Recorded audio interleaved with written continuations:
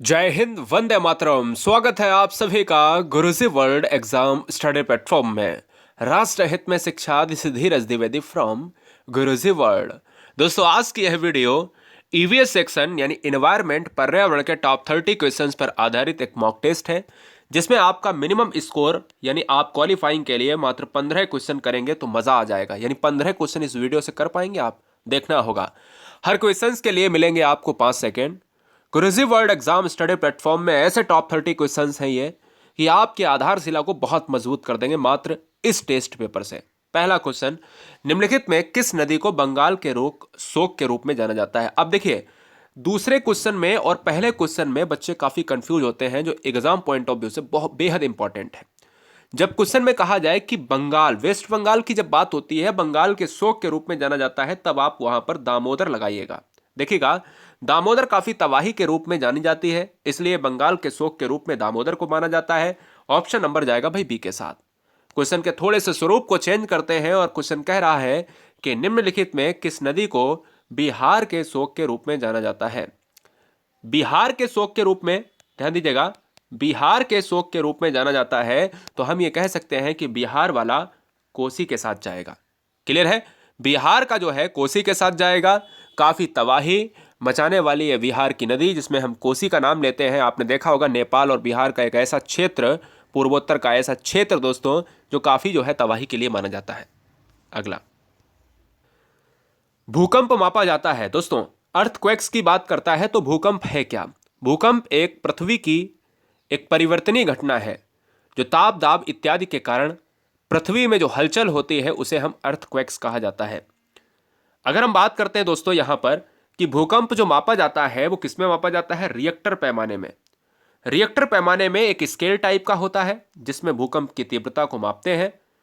Newton की बात करें बच्चे जानते हैं, डेसिबल की बात करें तो भी बच्चे जानते हैं कि क्या क्या है। डेसिबल में आप क्या ध्वनि को मापते हैं? जरा कमेंट कीजिएगा। बहुत सुंदर। क्वेश्चन नंबर 4, सूर्य के हानिकारक किरणों से पृथ्वी को कौन सा पार्ट जो है सुरक्षित रखता है? सूर्य के हानिकारक जो किरणें होती हैं, जो यूवी रेज हैं, अल्ट्रावायलेट रेज हैं, वहां पर आप देखते हो कि भाई कौन सुरक्षित रखता है, कौन सा स्तर जो है सुरक्षित रखता है, तो वो है ओजोन स्तर। ओजोन स्तर का मतलब है कि यह एक ऐसा मंडल है जिसको हम स्ट्रेटोस्फीयर कहते हैं, जिसको हम समताप मंडल कहते हैं। और समताप मंडल की जब भी बात होती है दोस्तों, तो ये 50 किलोमीटर का रेंज एक तय करता है। ठीक है ना? याद रखिएगा, ऑप्शन जाएगा बी के साथ। नेक्स्ट, निम्नलिखित भारतीय नदियों में कौन एस्चुरी ज्वारनद मुख बनाती है? तो दोस्तों आपको मैं बता दूं, कमेंट बॉक्स में देखिएगा, सारे बच्चे यहां पर जवाब दे रहे हैं, बहुत बढ़िया। अब देखिए, यहां पर यह है पूर्वोत्तर का इलाका, यानी पूर्वी क्षेत्र यह है, और पश्चिमी भारत का पश्चिमी क्षेत्र यह है। जो भी नदी यहां से बहेगी वो यहां पर गिरेगी तो वो एक डेल्टा बनाएगी, लेकिन कुछ नदियां हैं वो यहां पर बने गिरेंगी, वो डेल्टा नहीं बनाएंगी, और वो नदियां एस्चुरी का निर्माण करेंगी। इसमें क्या है, ताप्ती नदी जो है ज्वारनद मुख बनाती है, एस्चुरी का निर्माण करती है। एक्चुअल में जो पश्चिमी प्रवाह वाली नदियां हैं ये लक्षद्वीप में गिरती हैं और ये वाली अंडमान निकोबार में गिरती हैं। दोनों तीनों तरफ से हिंद महासागर इनको घेरे हुए है। ये पत्थरों से गुजरती हुई नदियां डेल्टा का निर्माण नहीं करती हैं। ठीक है ना? चलिए, संकटग्रस्त जंतु दैत्याकार पांडा पाया जाता है। बहुत सुंदर सा प्रश्न है कि संकटग्रस्त जंतु दैत्याकार पांडा, पांडा की बात करें तो WWF में भी इसका नाम आता है। और पांडा जो है एक क्षेत्र है जिसमें चाइना की बात होती है, तो दोस्तों चीन की जब भी बात होती है तो वहां पर इस क्वेश्चन को लॉक करेंगे। VIMP पॉइंट है, बहुत जबरदस्त। चाइना की अगर मैं बात करता हूं तो फर्स्ट इसका नंबर है क्या? पॉपुलेशन में है। और चाइना की अगर मैं बात करता हूं तो दोस्तों कार्बन का उत्सर्जन करने में भी ये अग्रणी है। और जब भी बात होती है तो यहां पर राइस और वीट, चावल और गेहूं भी फर्स्ट नंबर पर पैदावार होते हैं। अगला, भारत का जो स्थान है वो दूसरा स्थान है और जनसंख्या के अनुसार, और सातवां है आपका एरिया वाइज। ठीक है, चलिए, नामदफा राष्ट्रीय उद्यान कहां पर है? नामदफा राष्ट्रीय उद्यान भारत के, आप जो पूर्वोत्तर क्षेत्र की बात करते हो, क्या भारत के पूर्वोत्तर क्षेत्र की जब भी बात करते हो तो ये अरुणाचल प्रदेश है। ठीक है ना? अरुणाचल प्रदेश की जो राजधानी है वो है ईटानगर है। क्या है? ईटानगर है। इसलिए इस क्वेश्चन का आंसर ऑप्शन नंबर बी चला जाएगा। क्या है? इसलिए इस क्वेश्चन का जो आंसर है वो बी ऑप्शन को लॉक किया जाए। नेक्स्ट, पर्यावरण एवं वन मंत्रालय भारत सरकार द्वारा पर्यावरण के क्षेत्र में दिया जाने वाला एक पुरस्कार है? जरा कमेंट कीजिएगा, यहां पर लॉक करेंगे ऑप्शंस को। हमारे पास ऑप्शन 4 है। एक पर्यावरण मित्र है, बी ऑप्शन में पर्यावरण श्री है, सी ऑप्शन में वृक्ष मित्र है, and last one D option में तरु मित्र है। यहां पर देखिएगा, जब भी हम एनवायरमेंट के प्रोसेस में देते हैं एक भारत सरकार के द्वारा एक अवार्ड जिसको कहा जाता है वृक्ष मित्र। बहुत सुंदर सा प्रश्न है। वृक्ष मित्र जो है वन मंत्रालय के द्वारा दिया जाता है। क्वेश्चन में पूछा जाए कि किसके द्वारा? वन मंत्रालय के द्वारा। कौन देता है? भारत सरकार के द्वारा दिया जाता है। और यह पुरस्कार किससे संबंधित है? ईवीएस, एनवायरमेंट, पर्यावरण के क्षेत्र में काम करता है। महासागरों में जल स्तर वृद्धि का कारण क्या है? अगर महासागर ये है, इसमें अचानक जल वृद्धि हो जाती है, एक इसका लेवल होगा कोई, इसमें अचानक वृद्धि होती है तो इसका लेवल थोड़ा सा बढ़ जाता है। आखिर इसका वृद्धि का मतलब क्या है, रीजन क्या है? तो दोस्तों एक्चुअल में क्या होता है कि जो ध्रुवों पर क्या है, ये ध्रुवों पर एक बर्फीला इलाका है, बर्फीला इलाका है दोस्तों। और इस बर्फीले इलाके में क्या है कि ये जब पिघलता है ना, तो ये बर्फीला इलाका जो ध्रुवीय प्रदेश में बर्फ पिघलती है तो ये महासागरों को घेरती है और महासागर में अचानक से जल वृद्धि हो जाती है। इसीलिए इस क्वेश्चन का जो आंसर है वो ऑप्शन नंबर ए। भैया जी, जब ध्रुवीय इलाके पिघलते हैं तभी यह कॉन्सेप्ट आपको याद रखना है, तभी यह कॉन्सेप्ट लगेगा कि महासागर में जल वृद्धि होती है। 10 नंबर, वायु प्रदूषण को कम किया जा सकता है क्या? वृक्षों के द्वारा, मछलियों के द्वारा, जंतुओं के द्वारा या सूर्य के प्रकाश से? वायु प्रदूषण को कम किया जा सकता है वृक्षों के द्वारा। देखिए यहां से आप कर सकते हो, लेकिन हमें तो यार ईवीएस सेक्शन में ये पूछ रहा है कि एनवायरनमेंट के पॉल्यूशन को आप कैसे कम करेंगे, पर्यावरण के प्रदूषण को आप किस तरीके से कम करेंगे। वायु प्रदूषण को कम किया जा सकता है वृक्षों के द्वारा, इसलिए इस क्वेश्चन का answer option number A lock होगा। क्वेश्चन नंबर 11, विश्व जल दिवस कब मनाया जाता है? तो आपको मैं बता दूं कि जल दिवस से एक क्वेश्चन हमेशा याद रखना है कि जो पृथ्वी है दोस्तों, पृथ्वी है, इसमें 71% जो है जल पाया जाता है। पृथ्वी को इसी वजह के कारण ब्लू प्लेनेट कहा जाता है। क्या कहा जाता है? नीला ग्रह कहा जाता है। तो क्वेश्चन में हमेशा याद रखिएगा कि अगर नीला ग्रह पूछा जाता है तो वहां पर आप पृथ्वी मारिएगा। और 22 मार्च को क्या होता है? जल दिवस। 22 अप्रैल को क्या होता है? पृथ्वी दिवस। और 22 मई को क्या होता है? जैव विविधता दिवस। ठीक है ना, जैव विविधता दिवस होता है। तो इस चीज़ को आप याद रखिएगा। कमेंट बॉक्स में सारे बच्चे जवाब फटाफट दें। अधिकतर पेड़ पौधे पाए जाते हैं, पेड़ पौधे जो होते हैं आप सभी जानते हो 71% जो है पृथ्वी पर जल है और 29% के साथ पृथ्वी पर एक स्थल मंडल पाया जाता है। इसी स्थल मंडल की बात हो रही है कि भाई स्थल मंडल पे ही तो पेड़ पौधे होंगे, तो answer option number A lock होगा। 13 नंबर, शरीर के ऊर्जा केंद्र किसे कहा जाता है? तो शरीर का जो ऊर्जा केंद्र है वो दोस्तों किसे कहा जाता है? वो कहा जाता है वसा को कहा जाता है। इंस्टेंट एनर्जी जो मिलती है दोस्तों, ध्यान दीजिएगा, इंस्टेंट जो एनर्जी मिलती है वो वसा से मिलती है, जिसको हम फैट कहते हैं। और फैट की बात करें तो उससे भी एक एनर्जी की बात करें, एक तेज गति से जो एनर्जी मिलती है वो होता है कार्बोहाइड्रेट। कार्बोहाइड्रेट, ठीक है ना। तो ऊर्जा के केंद्र में इंपॉर्टेंट क्या है? वसा है। यही कहीं ना कहीं जब आपको भूख लगती है और आप खाना नहीं खाते हो तो यहीं से क्या होता है? ऊर्जा का संचरण होता है शरीर में। आंसर जाएगा डी के साथ। जवाई के जंगल किस प्रदेश में है? तो दोस्तों आपको मैं बता दूं कि एरिया वाइज के अनुसार यह स्टेट नंबर 1 पर है, यह वही आंसर होगा। इसके अलावा भारत में जो अयस्क होते हैं उसमें भी ये अग्रणी है। भारत में चांदी के उत्पादन में भी अग्रणी है, यह राज्य आपको पता है। तो अगर मैं बात करूं दोस्तों, इस क्वेश्चन का जो राइट आंसर है वो है राजस्थान। राजस्थान में अगर देखा जाए तो केवला देव है क्या, सरिस्का है क्या, अभ्यारण्य बहुत तमाम अभ्यारण्य मिल जाएंगे, राज संबल जय संबल झीलें हैं यहाँ पर, इसलिए ऑप्शन नंबर ए को लॉक करेंगे। मानव पर्यावरण कॉन्फ्रेंस 1972 का आयोजन कहां पर हुआ था? बताइए, 1972 का आयोजन पर्यावरण कहां हुआ था? बहुत सुंदर। बहुत आसान है, बहुत ही आसान है। स्टॉकहोम सम्मेलन बच्चे करें, क्या बात है, बिल्कुल सही बात। स्टॉकहोम सम्मेलन, इस क्वेश्चन का आंसर चला जाएगा संयुक्त मानव पर्यावरण सम्मेलन, जिसको कहा गया United nation conference on on the human environment. ये 5 से 16 जून को 1972 में हुआ था। इसी वजह से सबसे पहली बार हम 5 जून को इन्वायरमेंट मनाते हैं।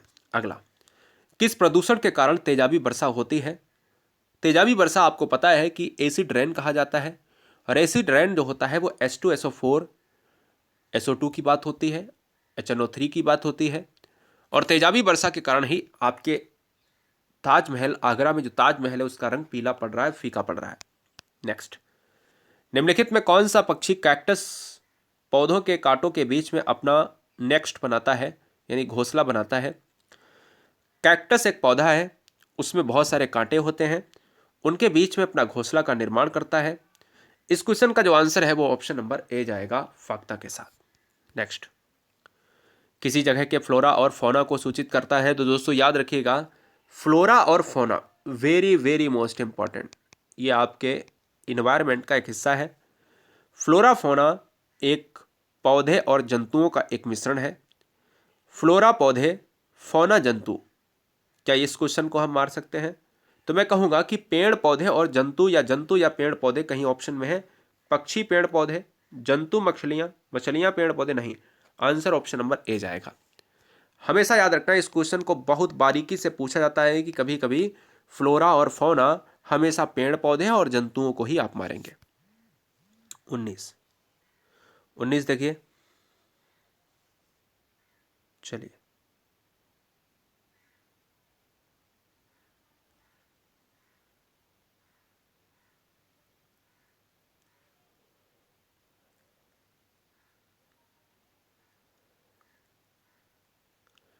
विश्व आर्द्र दिवस कब मनाया जाता है? विश्व आर्द्र दिवस कब मनाया जाता है? 5 फरवरी, 2 फरवरी, 18 अप्रैल या 15 मई? देखिए दोस्तों, इस क्वेश्चन का आंसर ऑप्शन नंबर जाएगा बी के साथ। आर्द्र दिवस सबसे पहले कहां पर मनाया गया था? तो ईरान में इसका जो है रामसर भूमि के लिए जो वेटलैंड डे है, वो ईरान में इसका जो है, ईरान की राजधानी तेहरान है, ईरान में इसका शिखर सम्मेलन हुआ था, इसलिए ऑप्शन आएगा बी के साथ। 20 नंबर है, लिंग हू फेन किस देश का पकवान है? लिंग हू फेन किस देश का पकवान है? आपको जवाब देना है। ऑप्शंस ए में है जापान, बी में है आपका रशिया, सी में है आपका China, last one D option Hong Kong. Right one option number D is right हो जाएगा। नेक्स्ट, ब्रह्मांड के अध्ययन, जो आपका एटमॉस्फियर है, ब्रह्मांड है दोस्तों, इसकी हम स्टडी को क्या कहेंगे? ब्रह्मांड का जो स्टडी होती है दोस्तों, उसको हम क्या कहेंगे? तो देखिए, इस ब्रह्मांड के स्टडी को हम कहते हैं कॉस्मोलॉजी। क्या कहते हैं? कॉस्मोलॉजी। पेडोलॉजी कहा जाता है मिट्टियों के अध्ययन को। भूगर्भ शास्त्र आप जानते हो, जो पृथ्वी की आंतरिक सतह, और भूगोल में आप पूरी ज्योग्राफी की, पृथ्वी की समस्त जो संचारित गतिविधियां हैं, सूर्य की गतिविधियां हैं, उन सभी का हम यहाँ पर स्टडी करते हैं। निम्नलिखित में पृथ्वी में कौन सा पारिस्थितिकी तंत्र सबसे बड़ा है? इस क्वेश्चन को मैंने पहले कराया है, बच्चे ध्यान दें कि पारिस्थितिकी तंत्र सबसे बड़ा है तो वो, अगर आप तालाब है तो तालाब मारिए, अगर तालाब से भी बड़ा है समुद्र, पानी वाला इलाका आपको मारना है, इसलिए ऑप्शन जाएगा भाई बी के साथ। 23 नंबर, विश्व में केले का सबसे ज़्यादा उत्पादन करने वाला देश कौन सा है? आपको लॉक करना है। देखिए, अगर मैं क्वेश्चन आपसे पूछता हूँ तो फलों में बहुत से ऐसे फल हैं जिसमें इंडिया जो है फर्स्ट नंबर पर है। जैसे अगर मैं केले की बात कर लूँ या आम की बात कर लूँ, तो आम और केला में भारत का सबसे नंबर 1 पर स्थान है, इसलिए इस क्वेश्चन का राइट आंसर सी जाएगा। मेरी बात क्लियर है? अब याद आपको यह रखना है कि जब भारत की बात हुई है तो भारत दुग्ध उत्पादन में भी है, भारत की बात हुई है तो भारत चीन से दूसरे नंबर पर है गेहूं उत्पादन में और चावल उत्पादन में। दलहन में भी नंबर 1 आ जाता है, मक्के में अमेरिका नंबर 1 होता है, ठीक है ना? तो इसलिए इस क्वेश्चन का जो आंसर है वो ऑप्शन नंबर जाएगा सी के साथ। खेजड़ी के पेड़ किस राज्य में मिलते हैं दोस्तों? बहुत सुंदर, बहुत जबरदस्त।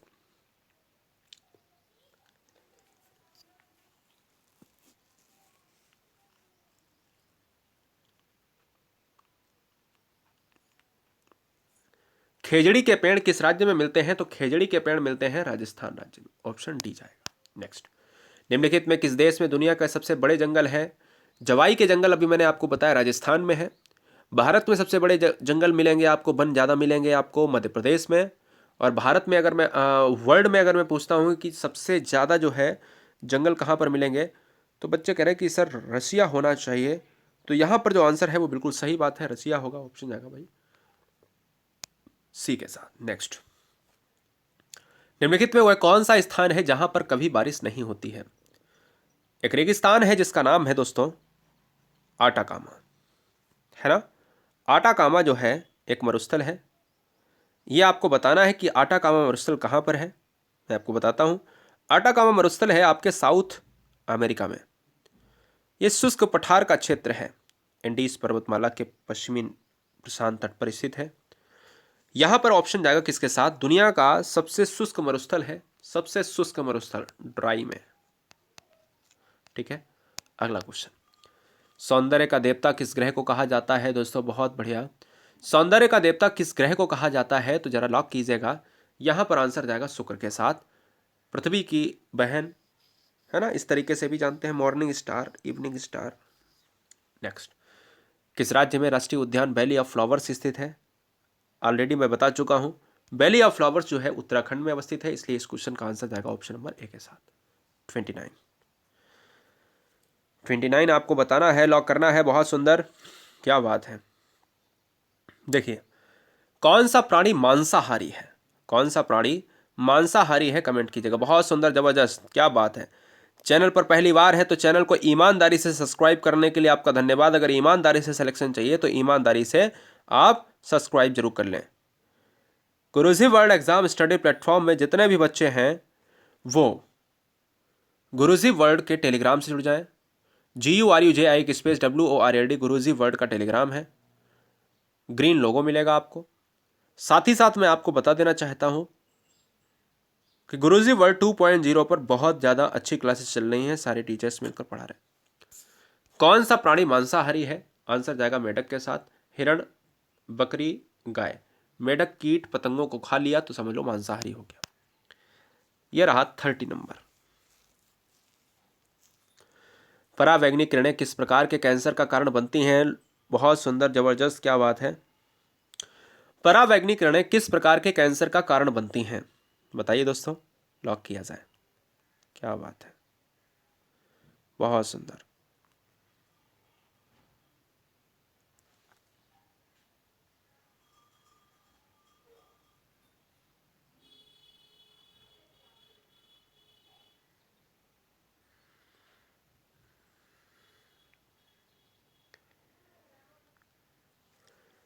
परावैंगनिक किरणें किस प्रकार के कैंसर का कारण बनती हैं? तो यह त्वचा कैंसर का कारण बनती हैं, इसलिए इस क्वेश्चन का आंसर जाएगा भाई बी के साथ। ये बताइएगा कि गुरुजी वर्ल्ड एग्जाम स्टडी में 30 क्वेश्चंस में आपका स्कोर क्या रहा है? आपने कितना अच्छा स्कोर किया है, यह सबसे पहले हमें कमेंट करें। और हम ये उम्मीद करते हैं कि आपने चैनल को सब्सक्राइब कर लिया होगा, साथ ही साथ बेल आइकन को प्रेस कर दिया होगा। आप सभी के माता पिता को मेरा इंकलाब। और हम ये चाहते हैं कि आपका एक कम समय के अंदर, क्या है, आपका एक कम समय के अंदर एक बेहतरीन तरीके से सिलेबस को पूरा करा दिया जाए। चाहे वो ज्योग्राफी का हो, चाहे वो EVS का हो, चाहे वो मैथमेटिक्स का हो, चाहे वो हिंदी का हो, और चाहे वो हिस्ट्री का सिलेबस हो, चाहे वो इंग्लिश या संस्कृत का सिलेबस हो। जय हिंद, वंदे मातरम, इंकलाब जिंदाबाद। यूं ही मुस्कुराते रहिएगा, यूं ही पढ़ते रहिएगा। कोई समस्या है तो कमेंट बॉक्स में जरूर बताइए। साथ ही साथ आपको ये भी बताना है कि आप किस शहर से हैं, किस छोटे से गांव से हैं, या एक बहुत सिंपल सा जवाब आपको देना है कि आपका जिला क्या है। ठीक है ना, यानी आप किस जिले से आते हैं ये हमें जरूर बताइएगा। उम्मीद है कि कोई भी डाउट होगा तो आप नीचे कमेंट बॉक्स में देंगे। और साथ ही साथ जितने भी बच्चे नए हैं वो समझ लें कि गुरुजी वर्ल्ड 2.0 भी एक अपना परिवार है, उस पर तुरंत जाइएगा। वीडियो भरमार है, ठीक है ना, क्या है, वीडियो भरमार है। दोनों प्लेटफॉर्म अपने ही है। चलिए, बहुत सुंदर।